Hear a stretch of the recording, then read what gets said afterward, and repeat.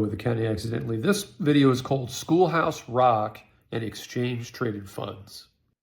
So Schoolhouse Rock, you can see below, started in 1973. There were 6 seasons. It was on Saturday morning cartoons way back in the day, and now it's on Disney Plus. And I thought more than anything else, it does a great job of using storytelling and songs to help kids learn things. 2 good examples. I'm Just a Bill on Capitol Hill. It teaches people about how legislation moves through Congress. Conjunction, junction, what's your function? Taught us how conjunctions work in grammar.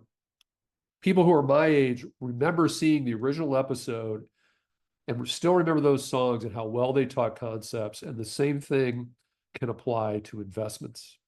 Some things just work over and over and over. An investment innovation that has done a great job consistently working for investors in recent years is exchange traded funds. Okay, let's assume that you want to invest in a stock index, the most famous being the Standard & Poor's 500 index. So what is it?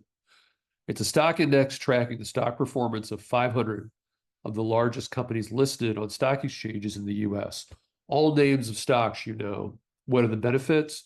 It's a diversified portfolio. It contains lots of industries. So if one industry struggles, you're invested and diversified in others. Large companies that generate, by and large, consistent earnings. So there's less volatility than buying more speculative stocks. And finally, rebalancing. Prevents one stock from making up a big percentage of the portfolio. When stock prices increase dramatically, the portfolio is rebalanced, so a stock that ran way up in price doesn't become a huge percentage of the total portfolio. So those are the benefits of investing in a stock index. So the next question is, well, what do you buy? What you can buy is an S&P 500 exchange traded fund, an ETF. So an exchange traded fund can track an underlying stock index. It mirrors the changes in the portfolio. They're low cost, they're listed on exchanges. So just like investors now pay really low costs for stock trading, an ETF also has lower costs, much lower than a mutual fund. And finally, liquidity. It's easy to sell. ETFs trade throughout the day just like an ordinary stock.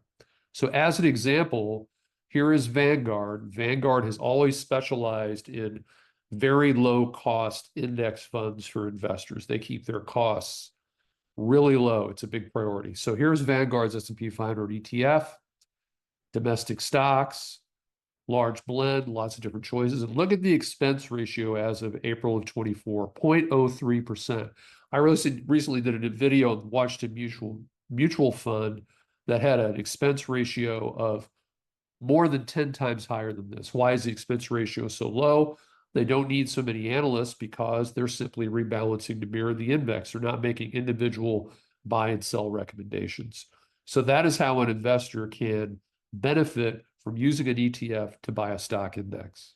So ETFs are a low-cost way to invest in a diversified portfolio of stocks.